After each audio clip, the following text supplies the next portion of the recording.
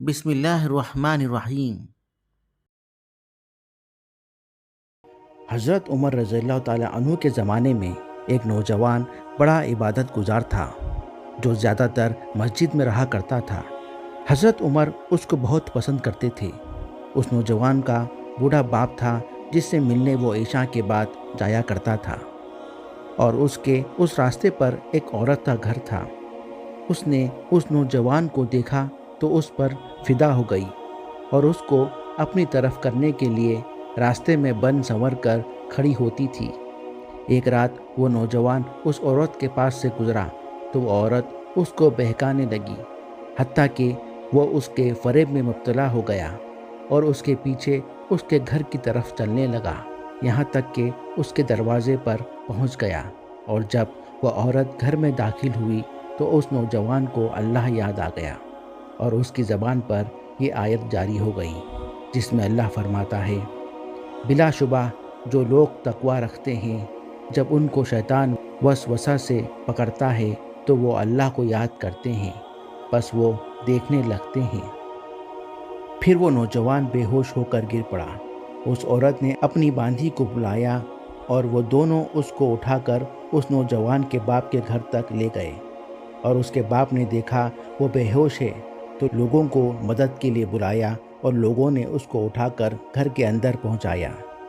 جب رات کا ایک بڑا حصہ گزر گیا تو اس کو ہوش آیا۔ باپ نے معاملہ پوچھا، اس نے قصہ سنایا۔ باپ نے دوبارہ وہ آیت اس سے سنی۔ وہ نوجوان اس کو پڑھ کر پھر بے ہوش ہو گیا۔ جب اس کو ہلایا گیا تو مر چکا تھا۔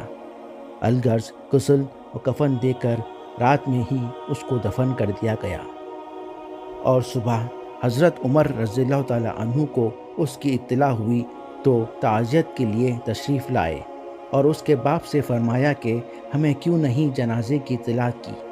اس نے کہا کہ رات کا وقت تھا۔ حضرت عمر نے کہا کہ چلو اس کی قبر پر جائیں گے۔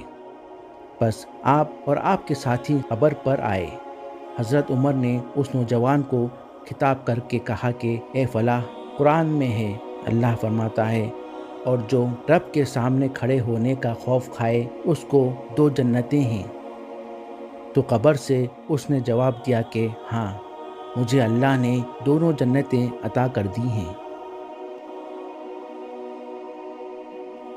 حضرت جنید بغدادی رحمۃ اللہ کے پڑوس میں ایک آدمی تھا جو کھاتا تھا اور گھر والوں کو کھلاتا تھا، ان کی پرورش کرتا تھا۔ پھر اس کا انتقال ہو گیا۔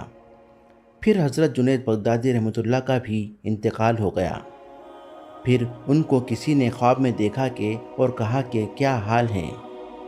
حضرت نے کہا اللہ نے بخشش کر دی، لیکن میں پڑوسی کے پیچھے ہی رہا۔ لوگوں نے کہا اس طرح کیوں؟ ہم نے تو آپ کو پوری دنیا میں افضل سمجھتے تھے، کیا وہ آدمی آپ سے بھی افضل ہے؟ حضرت نے کہا کہ وہ آدمی ذکر اور قرآن وغیرہ پڑھتا تھا اور نیت کرتا تھا کہ اگر مجھے فرصت مل جائے تو میں بھی جنید بغدادی جیسا بن جاؤں اور اسی طرح کی عبادت کروں گا۔ صرف اس نیت سے اللہ تعالیٰ نے اس کے درجے کو بلند کر دیا۔